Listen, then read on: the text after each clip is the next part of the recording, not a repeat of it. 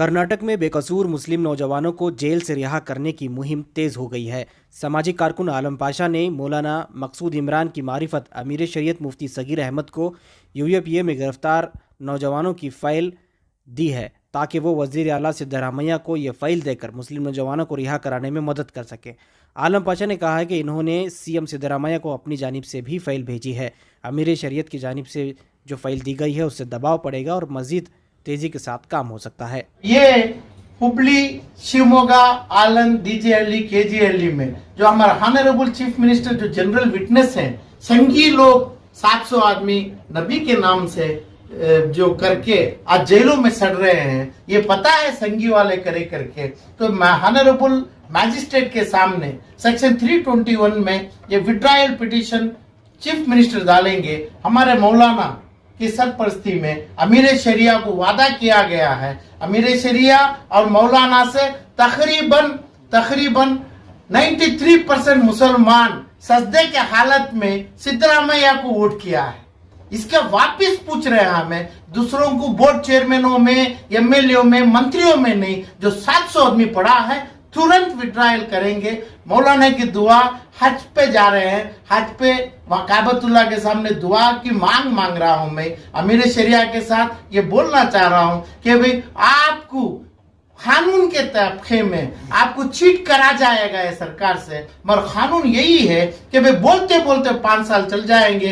ये 5 साल ये अपने जो हमारे मुसलमान अंदर है उनको बेल तक नहीं मिलेगी, मगर ये कम से कम 2 महीने में, 1 महीने में हमारे सीनियर लॉयरों की पूरी राय मशवरा लेके ये लोगों को भी अंदर रख के इनके हाथों से काम करा के विड्रायल पिटीशन डालेंगे तो हिंदुस्तान के पूरे स्टेटों में एक प्रेसिडेंट बनेगी है। क्योंकि 11, 12, 14 साल तक बगैर बेल के एनआईए में पड़े हैं हिंदुस्तान में। ये वो तमाम हिंदुस्तान के केसों को सुप्रीम कोर्ट से ये एक अच्छा प्रेसिडेंट बनेगा, पूरे मुसलमान को फायदा मिलेगा। जो फायदा कांग्रेस मौलाना के दुआ से, डॉक्टर मौलाना के दुआ से कांग्रेस मध्य प्रदेश, राजस्थान, दिल्ली में जीत रही है, क्योंकि इनके दुआ से कांग्रेस है, वो जीत से हिंदुस्तान कांग्रेस जीतेगी।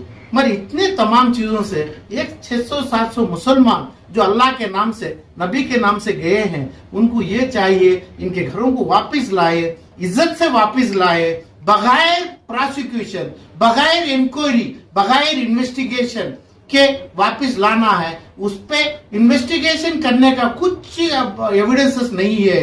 पूरे लोगों को दूर से चुना गया है, ये संघी लोग बोल के चुनाए हैं, वो तमाम पुलिस इंफॉर्मेंट नहीं है, एक भी इसमें एविडेंस नहीं है। तो इसलिए मैं मांग दुआ की मौलाना को करने के लिए हमारे सीनियर लॉयर्स के साथ, सीनियर लॉयर्स को भी मैं रिक्वेस्ट किया हूं ये समझाएं, क्योंकि कानून जानते हैं ये रोके तुरंत 2 दिन, 4 दिन, 8 दिन, 4 घंटे हमें आज सोते हुए जेल के कैदी के नाम से कल उनके माँ बाप के पास आएंगे। जो बाहर जो बेल में आए हैं उनकी भी रिहाई हो जाएगी।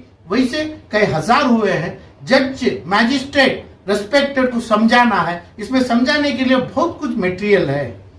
कोई चीज सेंट्रल गवर्नमेंट, स्टेट गवर्नमेंट की कोई चीज डिस्ट्रॉय होके नहीं है जो यूएपी आने के लिए। 2 जीप पुलिस की या 1-2 मोफेट्स हो गए तो इसके लिए हमारे मौलाना जिम्मेदारी लेंगे, ये तमाम डैमेजेस बन के देंगे। ये फाइल सीएम को देने के लिए दे रहे हैं। सीएम को मैं ऑलरेडी पेश भी किया हूं।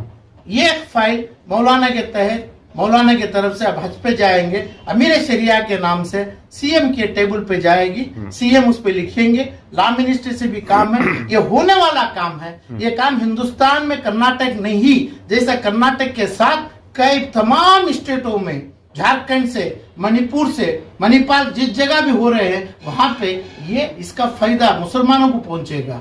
एनआईए, यूएपीए का इस्तेमाल उन्होंने करेंगे तो वो ऑब्सोलेट हो जाएगा। ये हमें करना है, मेरी उम्मीद है। मौलाना शुक्रिया। शहर बेंगलुरु के मशहूर व मारूफ समाजी कारकुन अली जनाब आलम पाशा साहब ने सारी चीज़ों को केजीहल्ली, डीजेहल्ली, हुबली, आलंद से मुतालिक जमा करके यहाँ एक फ़ाइल पेश किया है। तो इंशाअल्लाह हज़रत अमीर शरीयत दामत बरकातुहुम की खिदमत में भी पेश करेंगे। फिर आपके ज़रिए से सीएम तक पहुंचाकर जो भी क़ानूनी तरीक़े से इनके छुटकारे के लिए मौक़े हैं, चूँकि माशाअल्लाह सीनियर एडवोकेट्स भी हैं और आप सभी हैं, सबकी ख्वाहिश यही है कि जो अहबाब अंदर ही जल्द अज जल्द बाहर आ जाएँ। इंशाअल्लाह उनकी रिहाई के लिए पूरी कोशिश भी करेंगे और साथ ही साथ अल्लाह की बारगाह में हम दुआ भी करेंगे कि अल्लाह जल्द अज जल्द हमारे इन तमाम भाइयों के लिए जो परेशानियां हैं सबको ख़त्म करके उनके लिए इत्मीनान सुकून की ज़िंदगी अता फरमाए।